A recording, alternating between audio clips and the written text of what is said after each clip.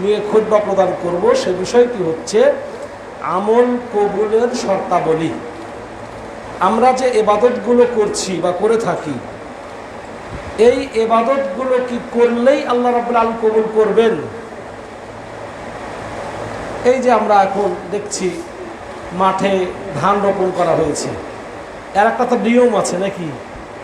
নির্দিষ্ট সময়ে বীজ বপন করতে হয়, ছিটিয়ে দিতে হয়, ওগুলো উঠিয়ে নিয়ে এসে জমি আগে চাষ করতে হয়। আবার একবার চাষ করলে হবে না, একবার, দুইবার, তিনবার আগাছাগুলো পরিষ্কার করতে হয়, ঘাস পরিষ্কার করতে হয়, এরপরে সার।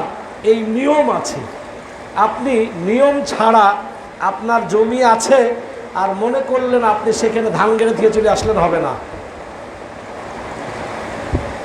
আপনার জমি আছে এই জন্যে এখন বর্ষাকাল, ধান লাগিয়ে না লাগিয়ে যদি বলেন যে আমার জমি আমার ইচ্ছা, আমি এখন সরিষা আবাদ করব, সমস্যা কি? হ্যাঁ, কিছু লোকের আছে না, আমার শরীর আমার ইচ্ছা, আমার মুখ আমার ইচ্ছা, আমি যা ইচ্ছা তাই বলবো, যা ইচ্ছা খাবো, যা ইচ্ছা কাপড় পরবো, হ্যাঁ, সব আমাদের ইচ্ছা, বাক স্বাধীনতা। তো সব জায়গাতে ইচ্ছা চলবে না। আপনি যদি মনে করেন যে আমার জমি, আমি এখন ধান আবাদ করি, নাকি আমার জমিতে আমি কচু আবাদ করি, নাকি আমার জমিতে এখন সরষে আবাদ করি, নাকি আমার জমি যদি আমি আলু চাষ করি, তার সমস্যা কি? বলবো না ভাই, আপনি আপনার ইচ্ছা মতো এই বর্ষাকালে আপনার জমিতে যেখানে রাত দিন বৃষ্টি হচ্ছে, ওই সময় আপনি আপনার এই মানে কি বল পানি ভরা জমিতে গিয়ে আলু চাষ করলে আপনার আলু হবে না, সব পচে যাবে। তাহলে সরিষা আবাদ করি, সরিষাও হবে না, এখন ধানই আবাদ করতে হবে আপনাকে, না হলে আপনি কচু আবাদ করতে পারেন। হ্যাঁ, অর্থাৎ সংক্ষেপে যেটা বোঝাতে যাচ্ছি যে আমার জমি আমি যা ইচ্ছা তাই করব, তা হবে না। যখন যেটা লাগানো দরকার সেটা সেই পদ্ধতিতে লাগাইতে হবে। আর আপনি ধানই যদি লাগান আর সেটা যদি জমি আপনি চাষ না করেন, আগাছাকে উপড়ে না ফেলেন, সেখানে সার না দেন, বিষ না দেন, সেটা আপনার কি বলবো জৈবিক সার হোক আর আপনার আমাদের মেডিসিনের সার হোক, দিতে হবে আপনাকে, অথবা সেটা আগাছা পরিষ্কার করতে হবে। তাছাড়া যদি আপনি গেলেন আর ধান রোপণ করে চলে আসলেন, হবে না। ইবাদত করার কিছু সিস্টেম আছে, পদ্ধতি আছে। আল্লাহ রাব্বুল আলামিন তিনি আমাদেরকে ইবাদত করার জন্যই দুনিয়াতে প্রেরণ করেছেন। যিনি আমাদের ইবাদত করার জন্য দুনিয়াতে পাঠিয়েছেন, তিনি নির্দিষ্ট কিছু ইবাদত দিয়েছেন। ওই ইবাদতগুলো আল্লাহ প্রদত্ত দেওয়া। কোনো ইবাদত আপনি আবার বানিয়ে নিতে পারবেন না আপনার ইচ্ছা মতো।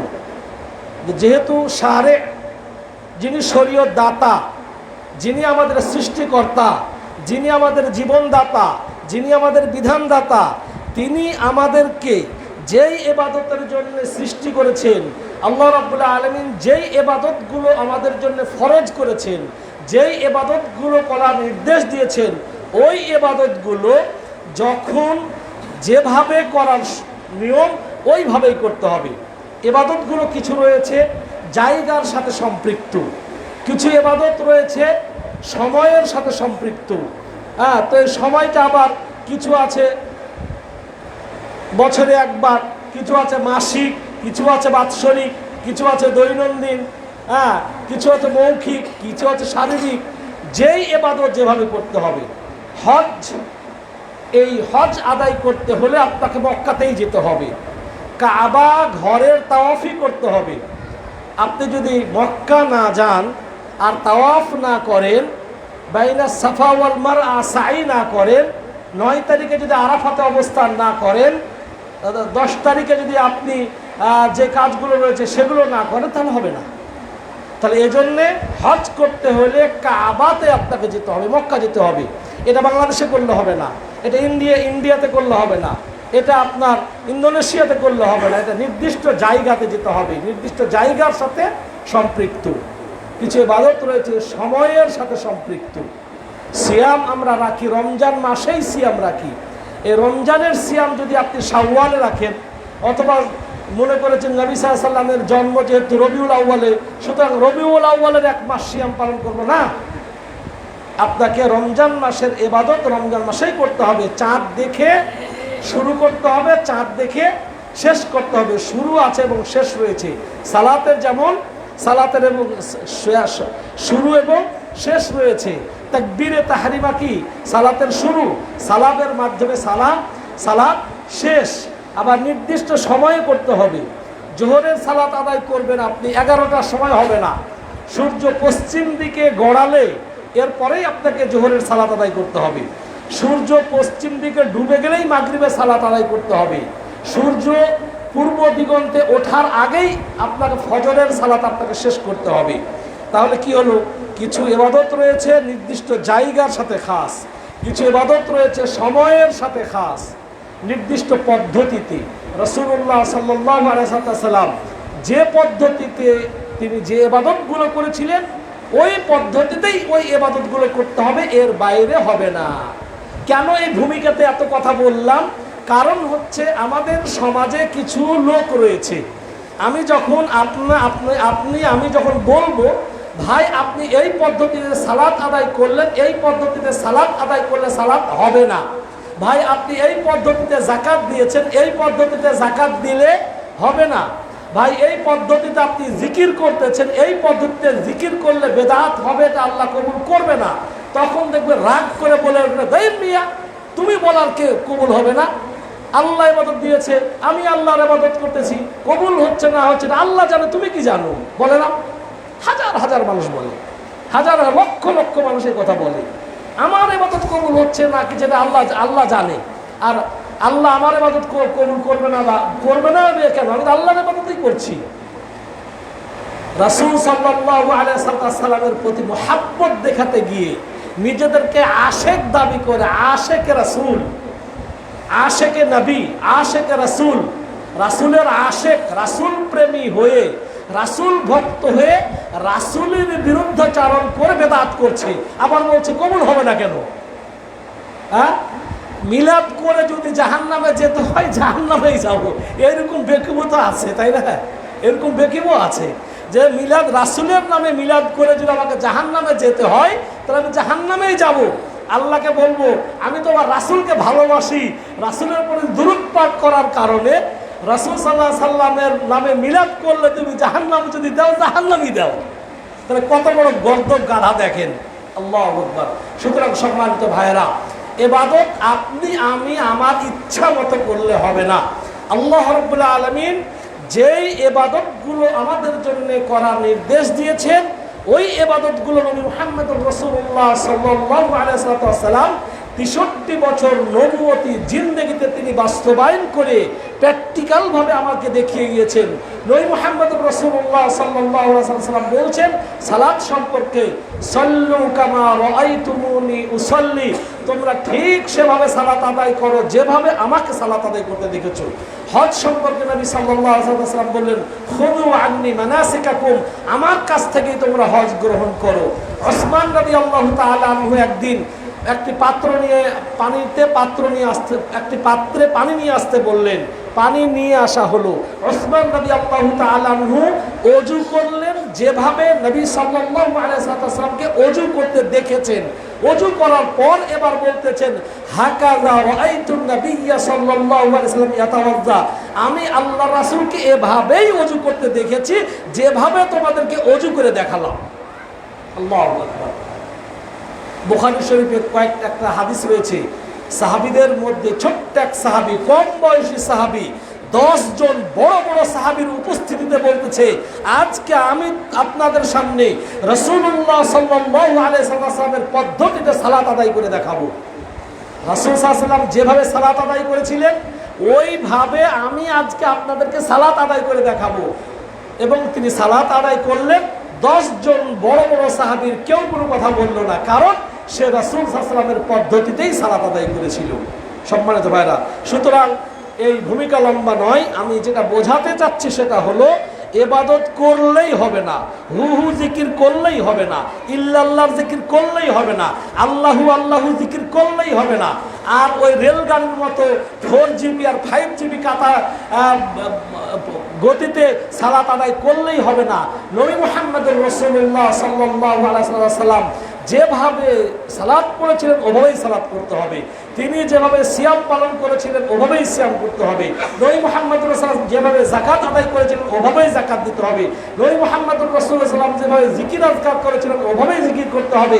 অর্থাৎ প্রত্যেকটি ইবাদত আল্লাহ প্রদত্ত, আল্লাহ যে ইবাদতগুলো আমাদের জন্য ফরজ করেছেন ওইগুলো নবী মুহাম্মদুর রাসূলুল্লাহ সাল্লাল্লাহু আলাইহি ওয়াসাল্লাম যেভাবে আমাদেরকে করতে বলেছেন, যেভাবে তিনি করেছেন, যেভাবে তার সামনে করা হয়েছে ঠিক ওই পদ্ধতিতেই করতে হবে। এর বাইরে কোনো ইবাদত করলে ইবাদত কবুল হবে না।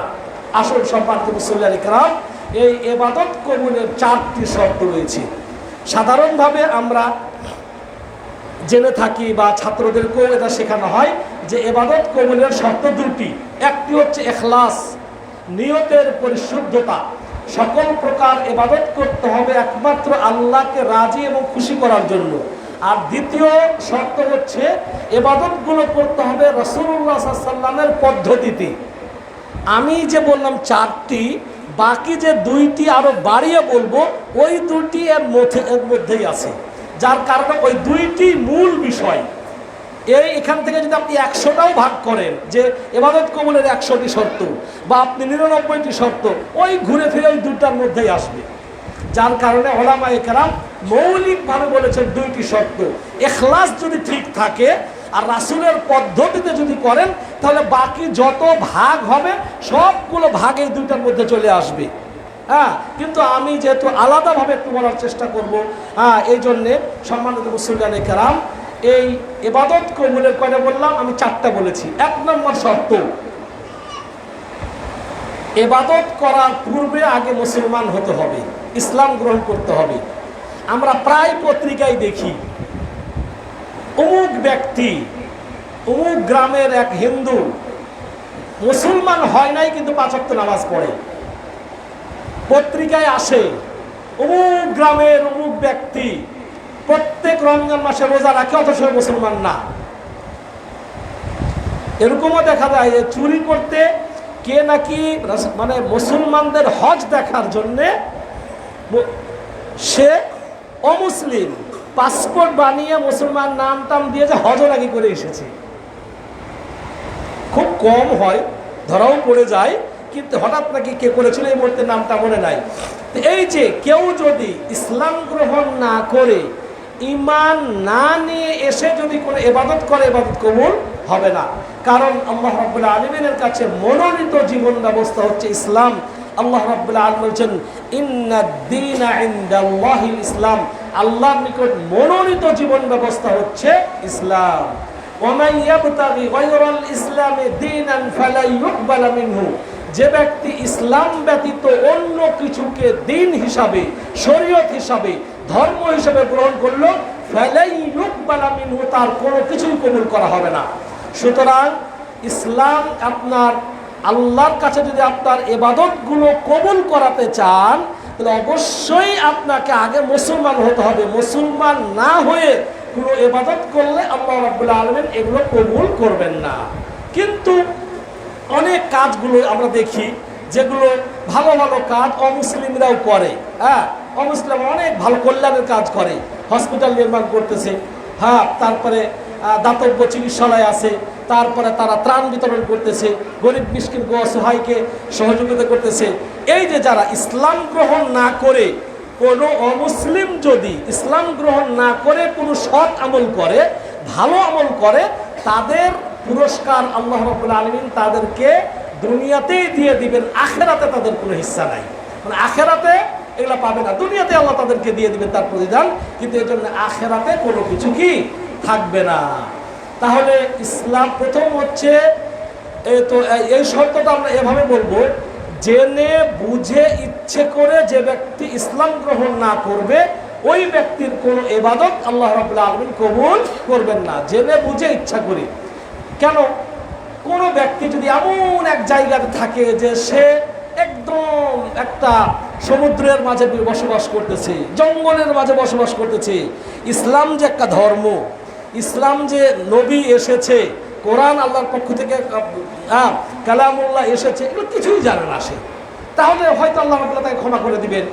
জেনে বুঝে যাকে ইসলামের দাওয়াত দেওয়া হয়েছে, যে জানে যে ইসলাম হক, ইসলাম একটা ধর্ম এবং ইসলামের কথা জানে, কোরআনের কথা জানে, তাকে আহ্বান করা হয়েছে, বুঝে না বুঝে বোঝার পর ইচ্ছা করে ইসলাম গ্রহণ যদি কবুল না করে, তাহলে তার কোনো ইবাদতই কবুল করা হবে না, কোনো ইবাদত কবুল করা হবে না। অন্য আয়াতে আল্লাহ রাব্বুল আলামিন বলেন, ফামান ইয়াকফুর বিত-তাগুতি ওয়া ইউমিন বিল্লাহ, যে ব্যক্তি তাগুতের উপর কুফরি করবে, তাগুতকে অস্বীকার করবে, এরপর আল্লাহর প্রতি ঈমান আনবে।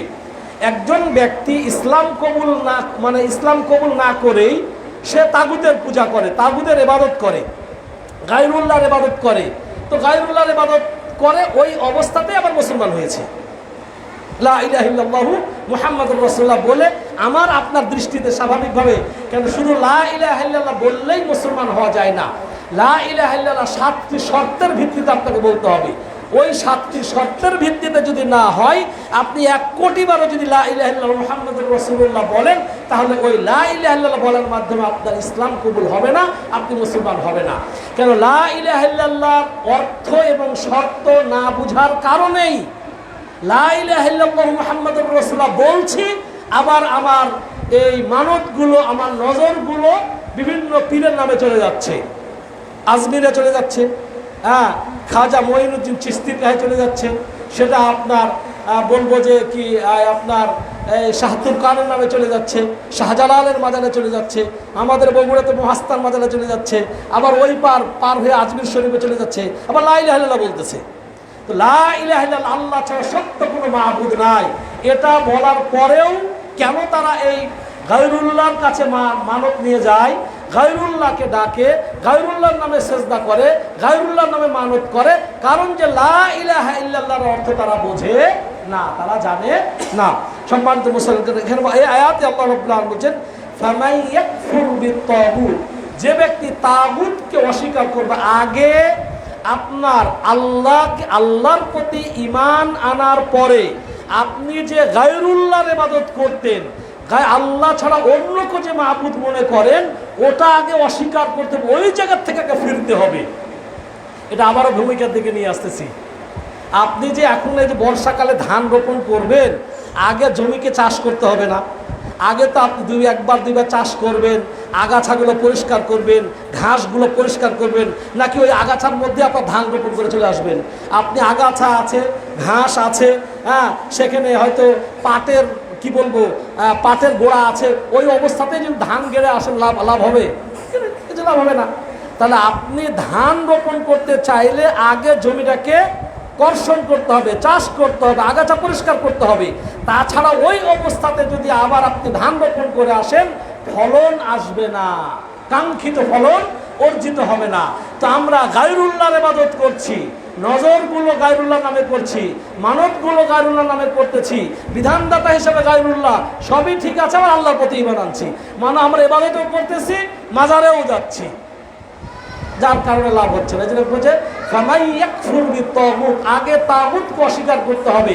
আর এটাই হচ্ছে ফামান ইয়াকফুর বিত-তাগুতি ওয়া ইউমিন বিল্লাহ, তাগুতের পূজা ছেড়ে দিতে হবে, গায়রুল্লাহর পূজা ছেড়ে দিতে হবে, গায়রুল্লাহকে অস্বীকার করতে হবে। এটাই হচ্ছে কালেমাতুত তাওহীদ, এটাই হচ্ছে কালেমাতুত তাইয়্যিবা, লা ইলাহা। আগে বলছে যে আল্লাহর প্রতি ঈমান আনো বলে নাই, লা ইলাহা, কোনো মাবুদ নাই, কোনো জীবনদাতা নাই, কোনো বিধানদাতা নাই, কোনো শরীয়তদাতা নাই। আগে আপনি যে অন্য ইলার প্রতি ঈমান এনেছিলেন, আগে ওগুলোকে অস্বীকার করতে হবে। অস্বীকার করে এবার ফাঁকা হয়ে গেল, ফাঁকা যখন হয়ে গেল তখন আল্লাহর প্রতি ঈমান আনতে হবে। এই জন্য লা ইলাহা ইল্লাল্লাহ, আগে অস্বীকার করতে হবে গায়রুল্লাহকে, অস্বীকার করতে হবে বাতিল দিনগুলোকে।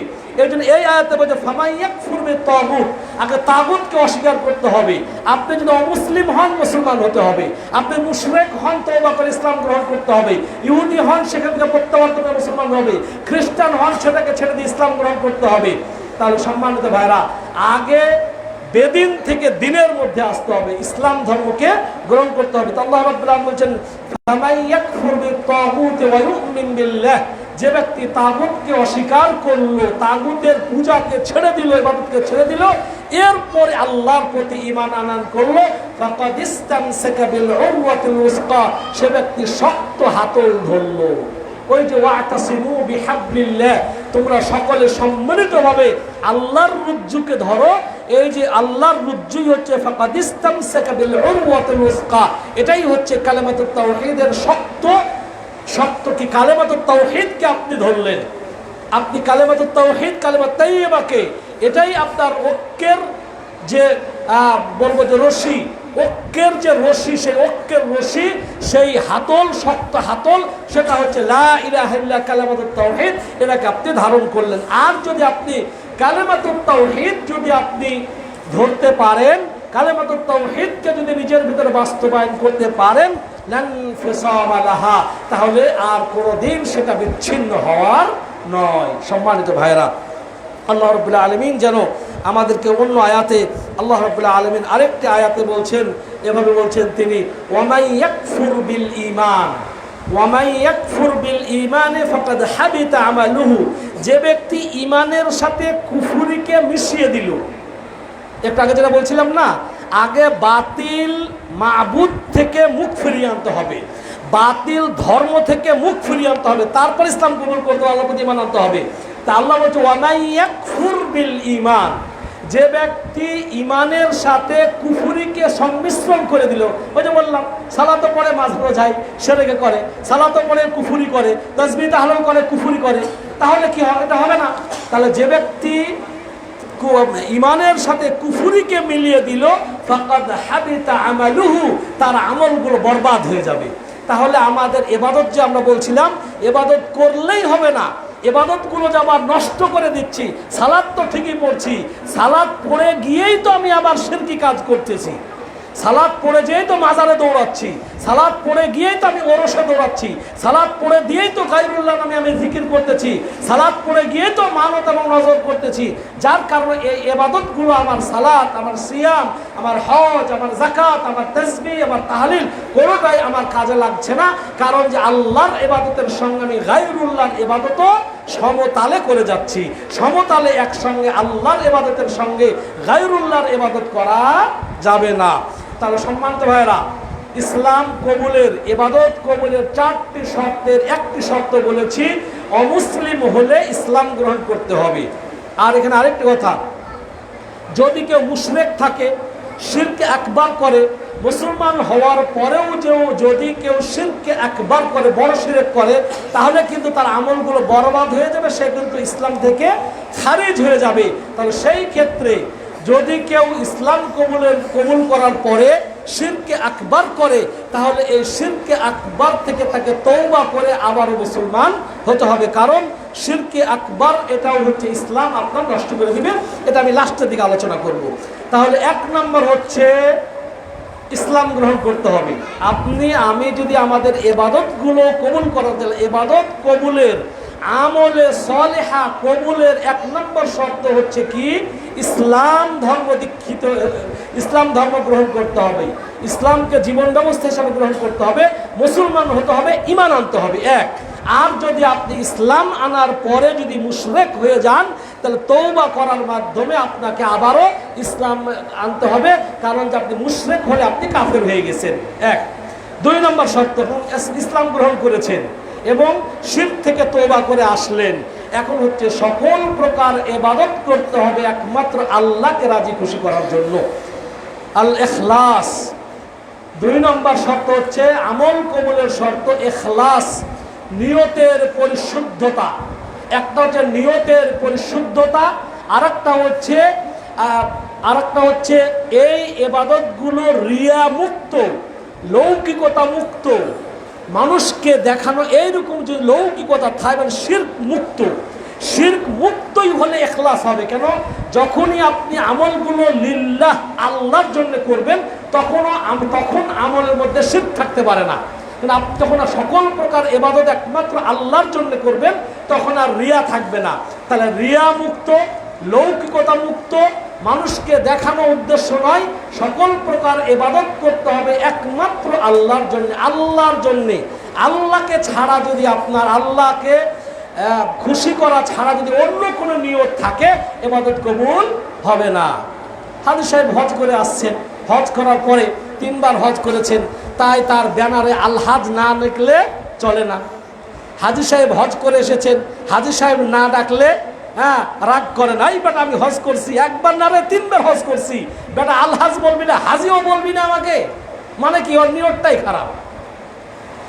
এবং এই জন্য আল্লাহ রাব্বুল আলামিন নবী সাল্লাল্লাহু আলাইহি ওয়াসাল্লাম বলছেন, মান হাজ্জা লিল্লাহ ফালাম ইয়ারফুস ওয়া লাম ইয়াফসুক, যে ব্যক্তি একমাত্র আল্লাহকে রাজি খুশি করার জন্য হজ করলো এবং হজ করতে গিয়ে কোনো যৌনাচারের কাজ করলো না, কোনো প্রকার ফাসেকি কাজ করলো না, রাজাআ কা ইয়াউমিন ওয়ালাদাতহু উম্মুহু, সে বাড়িতে এমন নিষ্পাপ হয়ে ফিরে আসলো একজন সদ্য প্রসব মা তার সন্তানকে প্রসব করেছে যেদিন, ওই দিন একজন শিশু যেমন নিষ্পাপ, যে ব্যক্তি হজ করতে গিয়ে আল্লাহর জন্য হজ করে আসলো, হজ করতে গিয়ে কোনো পাপাচার করলো না, কোনো যৌনাচারের কাজ করলো না, ওই ব্যক্তিও ওই শিশুর মতো নিষ্পাপ হয়ে বাড়িতে ফিরে আসবে।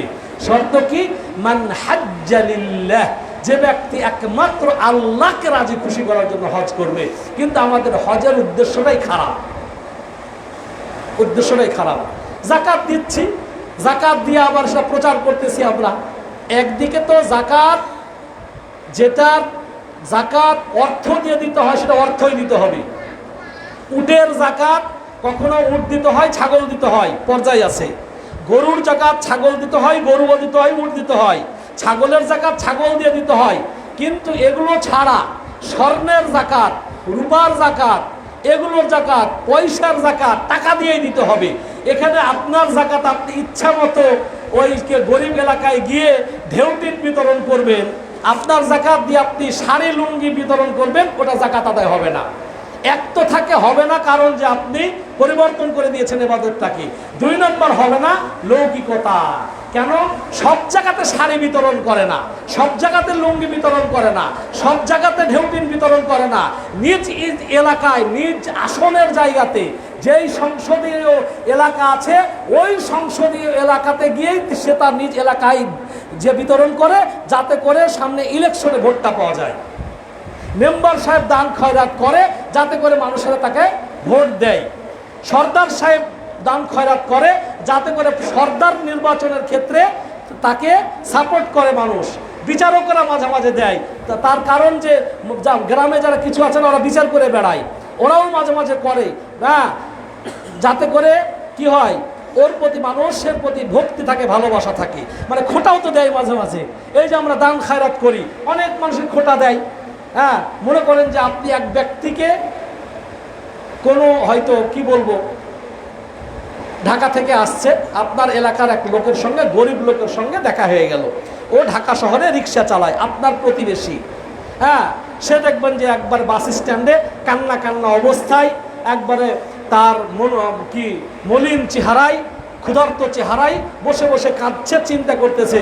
আপনি ডাক দিয়ে বলছে, আবুল কি ব্যাপার, এখানে বসে আছো কেন, সমস্যা? হ্যাঁ স্যার, এই তো রিক্সা নিয়ে আসলাম ঢাকা শহরে যে আন্দোলন হচ্ছে, 1 দিন 2 দিন এই আন্দোলন, সেই আন্দোলন, ওই আন্দোলন, প্রতিদিন আন্দোলন হয়, রিক্সা নিয়েও বের হতে পারি না, তার উপর আবার চালাই অটোরিক্সাও সরকার বন্ধ করে দিচ্ছে। এখন তো আমার কাছে টাকাও নাই, রিক্সাও চালাতে পারতেছি না, বাড়িও যেতে পারতেছি না, টাকাও নাই, পয়সাও নাই। এখন আপনি তাকে 500 টাকা দিলেন ঢাকা থেকে ফরিদপুর আসার জন্য, দিয়েছেন। এবার আপনার কোনো কারণে ওই ব্যক্তিও আছে, আরও 10 জন আছে, কোনো এক বিষয় নিয়ে মসজিদে এখন বসে নামাজের পরে মিটিং হচ্ছে, বিচার হচ্ছে কাউরি। ওই যে আপনি সহানুভূতি প্রদর্শন করেছিলেন, ও আপনার বিপক্ষে একটা সাক্ষী দিয়ে দিল যে আমি দেখছি এই ভাই তাকে বলছে, এই বেটা সেদিন তোকে আমি 500 টাকা দিলাম ঢাকা থেকে, তোকে 500 টাকা দিলাম, তোকে ঢাকা থেকে, তুই ক্ষুধার্ত অবস্থায় ছিলি, পিপাসার্ত অবস্থায় ছিলি, গায়ে তোর জামা ছিল না, রিক্সা চালাইতে পারতেছিলি না, খাওয়া তোর ছিল না, আর তুই আমার বিরুদ্ধে সাক্ষী দিস। মানে কি, ওর দেওয়াটা ছিল কি, যাতে করে ওই লোকের সহানুভূতি পায়, যাতে করে ওই লোক তার পক্ষে সাপোর্ট করে, তার গুণকীর্তন করে। উদ্দেশ্যটাই কি? খারাপ। এই উদ্দেশ্যে যদি কেউ দেয়, দান করে, তাহলে হবে না। আল্লাহ রাব্বুল আলামিন অসংখ্য আয়াত বলছেন, ফা'বুদিল্লাহ মুখলিসাল লাহুদ্দিন, একনিষ্ঠভাবে আল্লাহর ইবাদত করে। ইবাদত করতে গিয়ে কোনো প্রকার, এই যে আমরা এক মুসলমান আর এক মুসলমানের দোষ আমরা গোপন করি, অনেক সময় গোপন করে, অনেক সময় ফাঁস করে দিই। তো আমি অন্য মুসলমানের দোষ গোপন করব কেন? আমার স্বার্থে। আমার স্বার্থ কি?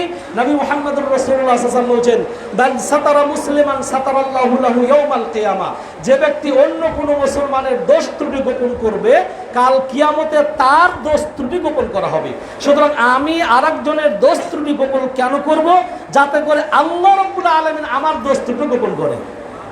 এটা স্বার্থ হলো না? এটাও লিওয়াজহিল্লাহ, আল্লাহর সন্তুষ্টির জন্য আমি এই মানুষের দোষ ত্রুটি গোপন করব, যাতে করে কিয়ামতের দিন আল্লাহ আমার দোষ ত্রুটি গোপন করে। তো সকল প্রকার ইবাদত করতে হবে আল্লাহর জন্য। এই যে আজকে হয়তো আমাদের এখানে লোকজন কম, এই জন্য ভিক্ষুক আসে না। বড় বড় মসজিদগুলো শহরে যেয়ে দেখবেন, সেখানে দেখবেন জুমার দিন অনেক ভিক্ষুক, তাই না? ভিক্ষুকগুলোকে, অথবা বাড়িতে বাড়িতে যে ভিক্ষুকরা যায়, ওই ভিক্ষুকগুলোকেও আমরা অনেক সময় কি করি, আমরা ভিক্ষা দিই। তো ভিক্ষা দিয়ে যদি আবার বলা হয় যে 10 টাকা দিলাম আমার জন্য কি দোয়া করিস, এটাও চাওয়া যাবে না। এটাও আপনি তাকে দিলেন দোয়ার জন্য দিলেন, আল্লাহর জন্য দিলেন না। আপনি তাকে দান করবেন, সে দোয়া করুক অথবা না করুক, সে যাই, আপনার সেখানে অন্য কোনো উদ্দেশ্য থাকা যাবে না। আল্লাহ রাব্বুল আলামিন বলেন, ওয়া ইউতিমুনা আত-তুআমা আলা হুব্বিহি মিসকিনাও ওয়া ইয়াতীমান ওয়া আসীরা, যে আল্লাহর বান্দারা নিজেরা অভুক্ত থাকার পরেও, নিজেদের চাহিদা থাকার পরেও তারা কি করে? ইউতিমুনা আত-তুআমা, জন্য আল্লাহর মুহাব্বতের জন্য মিসকিন, ইয়াতীম এবং বন্দীদেরকে আহার। নুরিদু মিনকুম জাযাআন ওয়ালা শুকুরা, এর বিনিময়ে আমরা প্রতিদানও চাই না, আমরা কৃতজ্ঞতাও চাই না যে আমি আপনাকে দান করব তাই আপনি আমার গুণ কীর্তন করবেন, বাইরে বলে বেড়াবেন যে না না না হুজুর ভালো আছি, হুজুর আমাকে দেয়, দানবীর এখানে গরিবের বন্ধু, এটা বলে বেড়ার জন্য। এইরকম আশা করলে কোনো ইবাদত আল্লাহর কবুল হবে না। সংক্ষেপে সময় যেহেতু শেষ হয়ে গেছে, বেশি হয়ে গেছে, 1 নম্বর বলেছিলাম আমল কবুলের শর্ত, অমুসলিম থাকলে ইসলাম গ্রহণ করতে হবে। আর শিরকে আকবার করার মাধ্যমে মুশরিক হয়ে গেলে তওবা করে কি করতে হবে? মুওয়াহহিদ হতে হবে, ইসলাম গ্রহণ করতে হবে। 2 নম্বর শর্ত বলেছিলাম সকল প্রকার ইবাদত হতে হবে কি? একমাত্র আল্লাহকে রাজি খুশি করার জন্য। আপনার রোজা, আপনার সিয়াম, আপনার হজ, আপনার যাকাত, আপনার সালাত, সকল প্রকার ইবাদত একমাত্র আল্লাহকে রাজি খুশি করার জন্য করতে হবে। কোনো প্রকার লৌকিকতা থাকা যাবে না, কোনো প্রকার মানুষের স্বার্থের কারণে কেউ দেখুক, কেউ প্রচার করুক, এর রিয়া, লোক দেখানো, এরকম কোনো উদ্দেশ্য থাকা যাবে না। আরও অনেক দলিল ছিল, এগুলো পড়লাম না। যে আয়াতটি পড়েছিলাম সে আয়াতটাও আর পড়লাম না। সে আয়াতটা হচ্ছে, মান কানা ইউরিদুল হায়াতাদ দুনিয়া ওয়া যিনাতাহা নুওয়াফি ইলাইহিম আ'মালাহুম ফিহা, যে ব্যক্তি দুনিয়া চায়, যে আমি এটা দান করতেছি, এর উদ্দেশ্যই দুনিয়া কামানো, আমাকে বাহবা দিবে, আমাকে ভোট দিবে, আমার পক্ষে গুণকীর্তন গাইবে, আমার পক্ষে সে থাকবে, এরকম যে আল্লাহ বলছেন নুওয়াফি ইলাইহিম আ'মালাহুম, তাদের প্রতিদান দুনিয়াতেই দিয়ে দিই। আর যারা এবং অহুম ফিহা লা ইউবখাসুন, এর প্রতিদান দুনিয়া যারা চাইবে তার প্রতিদান আল্লাহ দুনিয়াতেই দিবেন, তাকে কোনো কমতি করা হবে না, পরিপূর্ণ আদায় আল্লাহ দুনিয়াতেই তাকে দিয়ে দিবেন। উলাইকাল্লাযীনা লাইসা লাহুম ফিল আখিরাতি ইল্লান নার, কিন্তু আখিরাতে কিছু পাবেন না। আপনি যদি ইবাদতগুলো আল্লাহর জন্য না করেন, দুনিয়ার উদ্দেশ্য হয়, স্বার্থ যদি থাকে, তাহলে এর বিনিময়ে আখিরাতে কিছু পাবেন না, দুনিয়াতে পাবেন।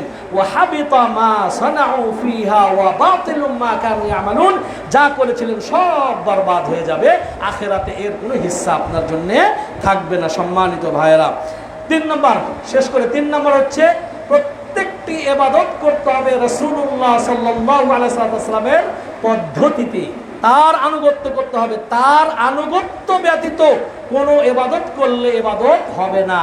কোরআন পড়তেছেন, মাশাআল্লাহ, কোরআন খুলে একবার চুমা খাচ্ছেন, কোরআন পড়েও চুমা খাচ্ছেন, পড়ার আগে চুমা খেয়ে কোরআন পড়া শুরু করলেন, কোরআন তেলাওয়াত করলেন। কোরআনে বলতেছে যে ওয়াকাদা রাব্বুকা আল্লা তা'বুদু ইল্লাল্লাহ, আল্লাহ ছাড়া অন্য কারো ইবাদত করো না, পিতামাতার সঙ্গে ভালো ব্যবহার করো, ওয়ালা তাকুল লাহুমা উফফুন ওয়ালা তানহারহুমা, পিতামাতার সঙ্গে অবাধ্য করো না, উ শব্দটি বলো না।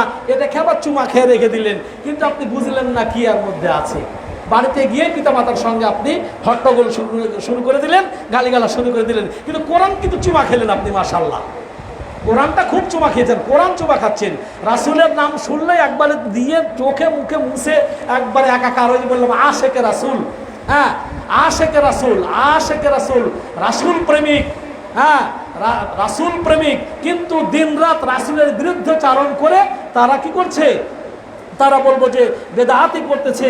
কাল কিয়ামতে সম্মানিত ভাইরা, এই বেদাতিরা নবী মুহাম্মদুর রাসূলুল্লাহ সাল্লাল্লাহু আলাইহি ওয়াসাল্লামের পদ্ধতি যারা অনুসরণ করবেন না, তার আনুগত্য যারা করবেন না, নবী মুহাম্মদুর রাসূলুল্লাহ সাল্লাল্লাহু আলাইহি ওয়াসাল্লাম যেমন হাউজে কাউসারের কাছে দাঁড়িয়ে মানুষকে, তার উম্মতকে পানি পান করাবেন, একদল লোক আসবে, তাদের সালাত আদায় করার কারণে তাদের চেহারাও থাকবে নূরান্বিত, ওযু করার কারণে তাদের ওই ওযুর জায়গা থাকবে নূরান্বিত, জল করে থাকবে।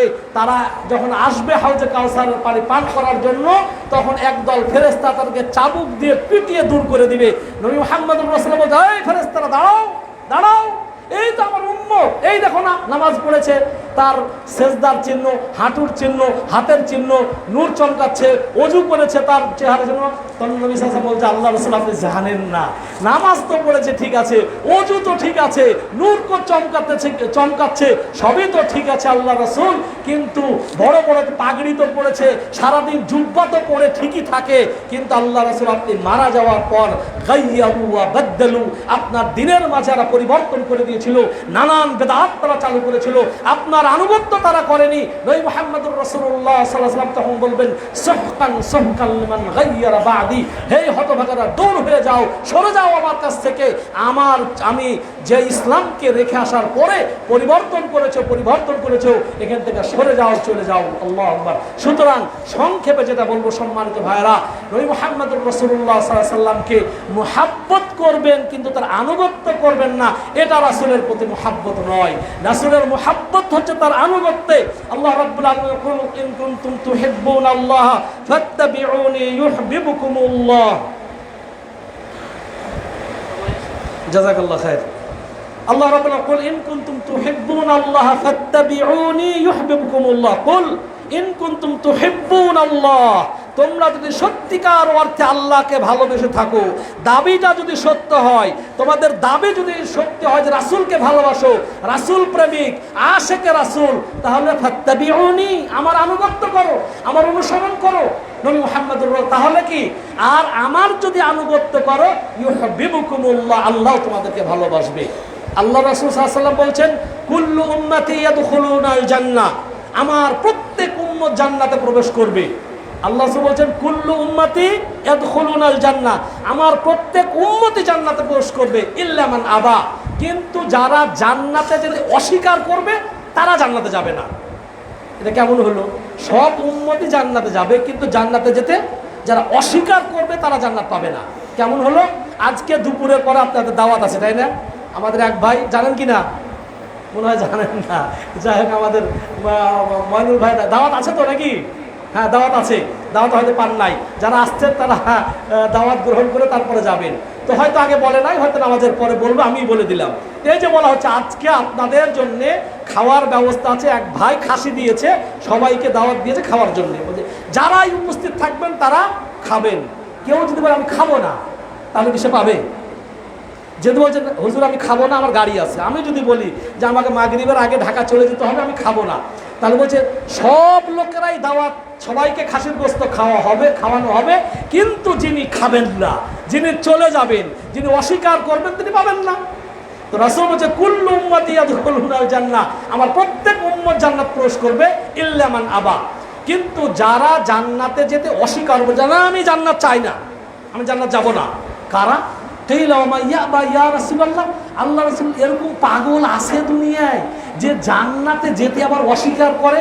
আমরা থেকে নামাজ না পড়লে জান্নাত চাই, হ্যাঁ, ইমান আল্লাহ তা বলছে, আরে আমার ইমান ইমামের থেকে বেশি আছে, এমনি জান্নাত আল্লাহ দিবে। হ্যাঁ, তো রাসূল আশ্চর্য হচ্ছে, রাসূলুল্লাহ, আল্লাহ রাসূল জান্নাতে যেতে অস্বীকার করে আবার কারা? নবী সাল্লাল্লাহু আলাইহি ওয়াসাল্লাম বলেন, মান আতাআনি দাখালাল জান্নাহ, যারা আমার আনুগত্য করলো তারা জান্নাতে প্রবেশ করবে, ওয়া মান আবা, আর যারা অস্বীকার করলো তারা কি জান্নাতে প্রবেশ করবে না। ওয়া মান আসানি ফাকাদ আবা, যে ব্যক্তি আমার নাফরমানি করলো, যে আমার সঙ্গে দুশমনি করলো, আমার বিরুদ্ধাচরণ করলো, আমার সঙ্গে গুনাহ করলো, সে পক্ষান্তরে জান্নাতে যেতেই অস্বীকার করলো। শুধুমাত্র নবী মুহাম্মদুর রাসূলুল্লাহ সাল্লামকে মুহাব্বত করার কারণে, শুধুমাত্র আবু বকর রাদিয়াল্লাহু তাআলা আনহুকে মুহাব্বত করার কারণে জান্নাতে যাওয়া যায়। নবী মুহাম্মদুর রাসূলুল্লাহ সাল্লাল্লাহু আলাইহি ওয়াসাল্লাম বলছেন যে আল মারউ মা'a মান আহাব্বা, আল মারউ মা'a মান আহাব্বা, যে ব্যক্তি যাকে ভালোবাসে তার হাসর নাসর তার সঙ্গেই হবে।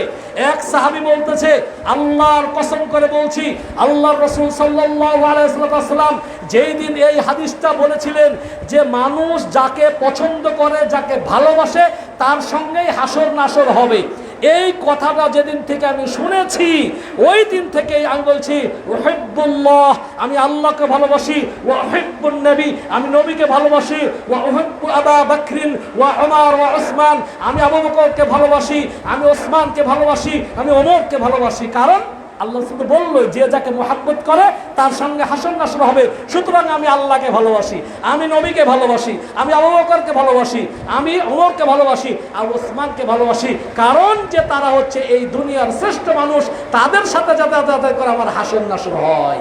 সুতরাং আপনার হাসর নাসর যদি রাসূলুল্লাহ সাল্লাল্লাহু আলাইহি ওয়াসাল্লামের সঙ্গে করাতে চান, অবশ্যই তার আনুগত্য করতে হবে। আল্লাহ রাব্বুল আলামিন বলছেন, তিনি একটা ভীতি প্রদর্শন করছেন আমাদেরকে, যে যারা এই ফালইয়াহযারিল্লাযীনা ইউখালিফুনা আন আমরিহি আন তুসিবাহুম ফিতনাতুন আও ইউসিবাহুম আযাবুন আলীম, ওই লোকদের ভয় করা উচিত, ওই লোকদের ভয় করা উচিত যারা রাসূলের বিরুদ্ধাচরণ করে। কি ভয়? যে আন তুসিবাহুম ফিতনা, তাদের উপর ফিতনা চলে আসতে পারে, অথবা বড় আযাব তাদের উপর আসতে পারে। আল্লাহু আকবার। অথচ আমরা দিন রাত রাসূলুল্লাহ সাল্লাল্লাহু আলাইহি ওয়াসাল্লামের বিরুদ্ধাচরণ করে যাই, তার বিপরীত করি। তো সংক্ষেপে কথা হলো, কয়টি গেল আমাদের? 1 নাম্বার, আমল কবুল হওয়ার শর্ত, আমল করলেই কবুল হবে এই কথাটা গ্রহণযোগ্য নয়। আল্লাহর শেখানো পদ্ধতিতে, রাসূলের দেখানো পদ্ধতিতে ইবাদত করতে হবে। বলেছিলাম অমুসলিম হলে ইসলাম গ্রহণ করতে হবে, ইসলাম গ্রহণ করার পর মুশরিক হয়ে গেলে পারে তাওহীদে ফিরে আসতে হবে তওবার মাধ্যমে। 2 নম্বর বলেছিলাম ইখলাস, সকল প্রকার ইবাদত করতে হবে একমাত্র আল্লাহকে রাজি এবং খুশি করার জন্য। 2 শর্ত যেটা বলে না, 3 হচ্ছে যে মুতাবাআতুর রাসূল, প্রত্যেকটি ইবাদত করতে হবে রাসূলুল্লাহ সাল্লাল্লাহু আলাইহি ওয়াসাল্লামের শেখানো পদ্ধতিতে, দেখানো পদ্ধতিতে রাসূলের আনুগত্য করতে হবে। যেন রাসূল সাল্লাম যেই ইবাদত যেভাবে করেছেন আমাদেরকে ওই ইবাদত ওভাবেই করতে হবে। সর্বশেষ বলবো যে এই 3টার পরে আরেকটা শর্ত হচ্ছে, সেটা হচ্ছে কি, ঈমান তো এনেছি, কালেমা তো পড়েছি, কিন্তু আমার এই ঈমান, আমার ইসলামটা আবার নষ্ট হয়ে যায়, সেটা কি আমার জানা আছে? লা ইলাহা ইল্লাল্লাহ মুহাম্মাদুর রাসূলুল্লাহ বললাম, এই কালেমাটা বাতিল হয়েও যায়। ইসলাম গ্রহণ করেছেন, ইসলামটাও বাতিল হয়ে যায়। নবী মুহাম্মদুর রাসূলুল্লাহ ইজতানিবুস সাবআল মুবিকাত, তোমরা 7টি ধ্বংসাত্মক বস্তু থেকে বেঁচে থাকো। মানে যেই 7টি কর্ম করলে আপনার ইসলাম ধ্বংস হয়ে যাবে, ঈমান ধ্বংস হয়ে যাবে, নষ্ট হয়ে যাবে। আর ওলামায়ে কেরাম এই 7টার সঙ্গে আরও 3টা বলেছেন, শর্ত করেছেন, ওই 10টি কর্ম যদি কোনো মানুষের থাকে, কর্ম অথবা কথা বা আকীদা বিশ্বাস, তাহলে সে তার ইসলাম নষ্ট হয়ে যাবে, ওগুলো থেকে বিরত থাকতে হবে। এর মধ্যে একটা শিরকে আকবার। আল্লাহ রাব্বুল ইন্নাল্লাহা লা ইয়াগফিরু আন ইউশরাকা বিহি ওয়া ইয়াগফিরু মা দুনা যালিকা লিমান ইয়াশা। ইন্নাল্লাহা লা ইয়াগফিরু আন ইউশরাকা বিহি, যে ব্যক্তি আল্লাহর সঙ্গে শিরক করবেন আল্লাহ রাব্বুল আলামিন তাকে কোশ্চেন কালেও ক্ষমা করবেন না। যে ব্যক্তি শিরকে আকবার করবেন তার যাবতীয় আমলগুলো বরবাদ হয়ে যাবে। 75 বছর বয়স, 74 বছর পর্যন্ত আপনি তাওহীদের উপর ছিলেন, কোনো প্রকার শিরক করেন নাই, আল্লাহর ইবাদত যেভাবে করেছেন আল্লাহ কবুল করেছেন, কিন্তু মৃত্যুর 1 বছর আগে, 1 মাস আগে বড় শিরক করে ফেলেছেন, আপনার 75 বছরের সকল প্রকার ইবাদতগুলো নষ্ট হয়ে যাবে। কেউ যদি শিরক আকবার করে তাহলে যেটা শিরক করেছে সেটা সহ পূর্বের সমস্ত আমলগুলো বরবাদ হয়ে যাবে। আল্লাহ রাব্বুল আলামিন আমাদের নবী মুহাম্মদুর রাসূলুল্লাহ সাল্লাল্লাহু আলাইহি ওয়াসাল্লামকে বলছেন, লা ইন আশরাকতা লা ইয়াহবাতান্না আমালুক ওয়া লা তাকুনান্না মিনাল খাসিরিন। হে রাসূল, আপনিও যদি শিরক করেন আপনার আমলগুলো আমি বরবাদ করে দিব। শিরক হচ্ছে সবচেয়ে বড় গুনাহ। লোকমান আলাইহিস সালাম যখন তার সন্তানকে ওসিয়ত করছেন, নসিহত করছেন, বলছেন ইয়া বুনাইয়া লা তুশরিক বিল্লাহ, হে বৎস খবরদার শিরক করবে না, ইন্না শিরকা লা যুলমুন আযীম, কারণ শিরক হচ্ছে সবচেয়ে বড় গুনাহ। অন্য হাদিসে নবী মুহাম্মদুর রাসূলুল্লাহ সাল্লাল্লাহু আলাইহি ওয়াসাল্লাম বলেন আলা উনাব্বিউকুম বিআকবারিল কাবাইর, আমি কি তোমাদেরকে সবচেয়ে বড় গুনাহর কথা বলে দিব না? সাহাবায়ে কেরাম বলেন বালা ইয়া রাসূলুল্লাহ, আল্লাহ রাসূল অবশ্যই আমাদেরকে সেই বড় গুনাহর কথা বলে দিবেন। নবী মুহাম্মদুর রাসূলুল্লাহ সাল্লাল্লাহু আলাইহি ওয়াসাল্লাম কি বললেন? আল ইশরাকু বিল্লাহ, আল্লাহর সঙ্গে শিরক করা, এবং আরো আছে, ওদিকে আমি যাচ্ছি না। তো শিরক হচ্ছে সবচাইতে কি বড় গুনাহ। আর আমাদের দেশে যেই মোল্লা, যেই হুজুর যত বড় শিরক করে সে তত বড় আল্লামা দাহা। একটা মায়ের সন্তান প্রসব হবে, অনেক ব্যথা, কান্নাকাটি করতেছে, কান্নাকাটি তো করেই, ব্যথা তো ওঠেই, তাই না? কিন্তু তিনি এমন চিৎকার চাচামাচি করতেছে, এখন বাবা অথবা ভাই সহ্য করতে না পেরে, কাছে আর ডাক্তার নাই, ওই যে ছালাপির ছিল, ওই যে বল্টু মিয়া তাবিজ দেয়, তো তাবিজের কাছে তাবিজ জন্য হয়ে গেছে। তাবিজ যে এখন ওই তাবিজ যারা দেয়, তারা তাবিজ একটা দিয়ে বলেছে এইটা গর্ভবতীর রানে বেঁধে দিতে হবে। তাবিজ নিয়ে এসেছেন, বলছে তারপরে কি করতে হবে দেখেন, ভালো করে নিয়ে তো যাবেন, সতর্ক থাকবেন, এই তাবিজটা গর্ভবতীর রানে বেঁধে দিবেন, মাজায় বেঁধে দিবেন, গলায় বেঁধে দিবেন বলে দিয়েছে। কিন্তু সন্তান প্রসব হওয়ার সাথে সাথে কিন্তু এটা খুলে দিতে হবে। কেন বাবা? যদি না খুলি তাহলে কি হবে? হায় হায়, বিরাট ক্ষতি হয়ে যাবে। গর্ভবতী নারীর পেটের বাচ্চা তো বের হবেই, তার পেটে নারী ভুরুও বের হয়ে যাবে। শুনে তো আমি বলছি হায় হায়, কি বড় হুজুর রে, কত বড় হুজুর, কি যে ফুক দেয়, কি যে তাবিজ দেয়, যে বাচ্চা তো হওয়া হবে, গর্ভে নারী ভুরিও বের হয়ে যাবে। এমনি কি মানুষ দেখেন না, মাঝে মাঝে সাতক্ষীরাতে একটা গাছ পাওয়া যাচ্ছে, ওই গাছের থেকে পানি পড়তেছে, ওই পানি খেলে সব ভালো হয়ে যায়, দৌড়িয়ে সব চলে যাচ্ছে পানির জন্যে, হয় না? সাতক্ষীরা বললাম একটা কথার কথা, প্রায় তো দেখা যায়, আসে তো এগুলো নেটে নাকি, অমুক জায়গাতে গাছ পাওয়া গেছে, অমুক জায়গাতে পাথর পাওয়া গেছে, অমুক জায়গাতে তাল গাছ পাওয়া গেছে, খালি পানি বের হচ্ছে, যে যে রোগের নিয়েতে খায় ভালো হয়ে যায়, আর তাবিজ লাগাতে হয়ে যায়। এই যে যদি এগুলো করেন, এগুলো হচ্ছে শিরক। এই শিরক করলে আপনার যাবতীয় আমলগুলো বরবাদ হয়ে যাবে সম্মানিত ভাইরা। সুতরাং কোনোদিন কোনো মুশরিকের কাছে যাওয়া যাবে না। এখন আল্লাহ রাসূলকে বললেন লা ইন আশরাকতা লা ইয়াহবাতান্না আমালুক, হে রাসূল আপনিও যদি শিরক করেন আপনার আমলগুলো বরবাদ করে দিব। রাসূল সাল্লাল্লাহু আলাইহি ওয়াসাল্লাম ভাবতে পারেন কি ব্যাপার, আমি হচ্ছে সাইয়্যিদুল মুরসালিন, রাহমাতাল লিল আলামিন, আল্লাহ আমাকে ধমক দিচ্ছে, কারণ কি? আল্লাহ শুধু আমাদের নবীকে ধমক দিচ্ছেন না, বলছেন আল্লাহ রাব্বুল আলামিন বলছেন ওয়ালাউ আশরাকু লা হাবিতা আনহুম মা কানু ইয়ামালুন। হে রাসূল শুনে রাখো, হে রাসূল জেনে রাখো, তোমার পূর্বের সমস্ত নবী এবং রাসূল তারাও যদি শিরক করত, তাদের আমলগুলো বরবাদ করে দিতাম। ইব্রাহিম আর খালিলুল্লাহ থাকতো না, আদম আর ওই অবস্থায় থাকতো না, আবুল বাশার থাকতো না, আর ওই মুসা কালিমুল্লাহ থাকতো না, তাদের আমলগুলো আমি বরবাদ করে দিতাম।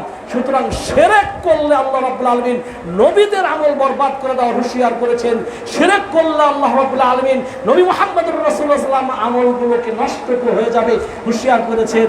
আর আমি আর আপনি আব্দুল আর বল্টুর কোনো আছে? সুতরাং সম্মানিত ভাইরা, শিরক করা যাবে না, যাবতীয় শিরক থেকে আমাদেরকে বেঁচে থাকতে হবে। আল্লাহ রাব্বুল আলামিন বলেন আল্লাযীনা আমানু ওয়া লাম ইয়ালবিসু ঈমানাহুম বিযুলম, যে ব্যক্তি ঈমান আনয়ন করলো, ঈমানের সাথে জুলুমকে মিশিয়ে দিও না। এখানে জুলুম বলতে কি? শিরক। যে ব্যক্তি ঈমানের সাথে শিরককে মিশালো না, উলাইকা লাহুমুল আমনু, তাদের জন্যই রয়েছে নিরাপত্তা, ওয়া হুম মুহতাদুন, আর হেদায়েত প্রাপ্ত। সুতরাং 4 নম্বর ইবাদত কবুল হওয়ার যে শর্ত, সেটা হচ্ছে ঈমান আনার পরে, মুশরিক থেকে মুওয়াহহিদ হওয়ার পরে, ইখলাসের সাথে যাবতীয় ইবাদত করার পরে, রাসূলের পদ্ধতিতে ইবাদত করার পরে, চতুর্থ যে শর্ত সেটা হচ্ছে এই ঈমান যেন নষ্ট না হয়ে যায়। ঈমান যেন নষ্ট না হয়ে যায়, এই জন্য যাবতীয় শিরক থেকে, সেহের, জাদু থেকে বেঁচে থাকতে হবে। যে 10টা আছে আর কি, যেটা ইসলাম নষ্ট করে দেয়, নষ্ট হয়ে যায়, ওইগুলো থেকে বেঁচে থাকতে হবে। আল্লাহ রাব্বুল আলামিন আমাদেরকে তৌফিক দান করুন। সর্বশেষ 12:30 পর্যন্ত বলা, একটা লিখেছিলেন 1:30 পর্যন্ত, তাই না? সর্বশেষ এর সাথে আরেকটি শর্ত আছে। ইসলাম, আপনি মুসলমান, আল্লাহর জন্য ইখলাসের সাথে ইবাদত করেন, রাসূলের পদ্ধতিতেই অনুসরণ করেন, সবই ঠিক আছে বাবাজি, কিন্তু একটা যে নাই, হালাল খান না হারাম খান। আল্লাহ রাসূল বলছেন, আল্লাহ রাসূল সাল্লাম বলছেন, এক ব্যক্তি একবারে সে হেঁটে হজ করতে গেছে সুদূর মক্কা, ইহরাম বাঁধার জায়গাতে গিয়ে যে বলছে একবারে উসুকুসু চেহারা, মলিন চেহারা, তার একবারে ঘরমুখী চেহারা, যে লব্বাইক আল্লাহুম্মা লব্বাইক, লব্বাইক লা শারীকা লাক লব্বাইক, হ্যাঁ হাজির উপস্থিত আমি ইয়া রব। তখন ফেরেশতারা বলছে লা লব্বাইক ওয়ালা সাদাইক, তোমার লব্বাইক আর সাদাইক আর কিছু শোনা হবে না। কারণ কি? আমিও যখন বলছি তাহাজ্জুদের নামাজের যে সালাতে উঠে বলছি আল্লাহ তুমি আমাকে ক্ষমা করো, আল্লাহ তুমি আমাকে ক্ষমা করো, ফেরেশতারা বলছে তোমার ডাক শুনবে না আল্লাহ। কারণ কি? কারণ ফেরেশতারাই বলছেন মাকালুকা হারাম, মাশরাবুকা হারাম, মালবাসুকা হারাম, তুমি যা খেয়েছো হারাম, যা পড়েছো হারাম, চোখে চশমা পড়েছো ওটা হারাম, গুদরা লাগিয়েছো ওটা হারাম, টুপি তোমার হারাম, বাহন তোমার হারাম, পান করেছো ওটাও হারাম, যে বাড়িতে শুয়ে আছে ওটাও হারাম, যে খাটের ওপর শুয়ে আছে ওটাও তোমার শ্বশুরের কাছ থেকে জোর করে যৌতুক দাবি করেছে ওটাও তোমার হারাম। তাহলে তোমার কবে ইবাদত কি কবুল হইব কিভাবে? হ্যাঁ, হুন্ডা দিয়েতে একবারে 80-90 পাওয়ারে যাচ্ছেন, ওটা তো শ্বশুরের কাছে জোর করে নিয়ে আসছেন, কিন্তু মোটর সাইকেল চালাচ্ছেন আবার বলছেন লা ইলাহা ইল্লা আনতা সুবহানাকা ইন্নী কুনতু মিনাজ জালিমিন, আল্লাহ তুমি আমাকে বাঁচাইয়ে দিও। আল্লাহকে বাঁচাবে? ওটা যৌতুকের টাকা, হারাম টাকার হবে না, ওটা সম্ভব নয়। সুতরাং হারাম টাকার যেই শরীর হারামের ওপর ভিত্তি করে গড়ে ওঠে ওই শরীর কোনোদিন জান্নাতে প্রবেশ করবে না। সুতরাং ইবাদত কবুল হওয়ার অন্যতম একটা শর্ত হচ্ছে হালাল আহার করা, হালাল কামাই অর্জন করা, হালাল ভক্ষণ করা, তাহলেই ইবাদত কবুল হবে। হাজির সাহেব হজ তো করেছেন ঠিকই, কিন্তু তার ফুফুর জমিটা দেন নাই, তার ভাগিনার জমিটা দেন নাই, বোনকে জমি দেন নাই, জোর জবর করে খেতেই আছেন, আপনার হজ কবুল হবে? ওই হজ আপনার কবুল হবে না, ওই তাহাজ্জুদ আপনার কবুল হবে না। সুতরাং 5টা হয়ে গেল। এক, ইসলাম কবুল করতে হবে। কাদের ইবাদত কবুল হবে? এক, ইসলাম। 2, আল্লাহ সকল প্রকার ইবাদত করতে হবে একমাত্র আল্লাহর জন্যে। 3 বলেছিলাম যে আপনার ইবাদতগুলো করতে হবে রাসূলের পদ্ধতিতে, তার অনুসরণ করতে হবে। 4 বলেছি ইসলাম যেন নষ্ট না হয়ে যায়, ওই যে 10টা আছে ওই 10টা কাজ এবং কর্ম থেকে বিরত থাকতে হবে, এবং আমাকে আমার খাওয়া, আমার পড়া এগুলো আমাকে হালাল টাকার হতে হবে। ইন্নাল্লাহা তাইয়্যিবুন লা ইয়াকবালু ইল্লা তাইয়্যিবা, আল্লাহ পবিত্র আর পবিত্র ছাড়া গ্রহণ করেন না। আল্লাহ রাব্বুল আলামিন আমাদের যাবতীয় ইবাদতগুলো কবুল হওয়ার তৌফিক দান করুন। বারাকাল্লাহু লি ওয়া লাকুম ফিল কুরআনিল আযীম ওয়া নাফা'না বিল আয়াতি ওয়াজ যিকরিল হাকীম। ইন্নাহু তাআলা জাওয়াদুন কারীমুন মালিকুম বাররুর রাউফুর রহিম। اللهم الحمد لله نحمده ونستعينه ونستغفره ونعوذ بالله من شرور أنفسنا ومن سيئات أعمالنا. من يهده الله فلا مضل له ومن يضلل فلا هادي له. وأشهد أن لا إله إلا الله وحده لا شريك له وأشهد أن محمدا عبده ورسوله أرسله بالحق بشيرا ونذيرا وداعيا إلى الله بإذنه وسراجا منيرا. إن الله ملائكته يصلون على النبي يا أيها الذين آمنوا صلوا عليه وسلموا تسليما. اللهم صل على محمد وعلى آل محمد كما صليت على إبراهيم وعلى آل إبراهيم إنك حميد مجيد. اللهم بارك على محمد وعلى آل محمد كما باركت على إبراهيم وعلى آل إبراهيم إنك حميد مجيد. وارض اللهم عن الخلفاء الراشدين أبي بكر وعمر وعثمان وعلي وعن جميع الصحابة أجمعين. ربنا ظلمنا أنفسنا وإن لم تغفر لنا وترحمنا لنكونن من الخاسرين. الله رب العالمين আমাদের যাবতীয় ইবাদতগুলো যেন কবুল করেন। আল্লাহ রাব্বুল আলামিন যেন আমাদেরকে ঈমানের উপর অটল থাকার তৌফিক দান করেন। পৃথিবীর যে প্রান্তে যেখানেই মুসলমানরা নির্যাতিত, ফিলিস্তিনের মুসলমানদেরকে আল্লাহ রাব্বুল আলামিন যেন হেফাজত করেন, গাজার মুসলমানদেরকে যেন আল্লাহ রাব্বুল আলামিন হেফাজত করেন।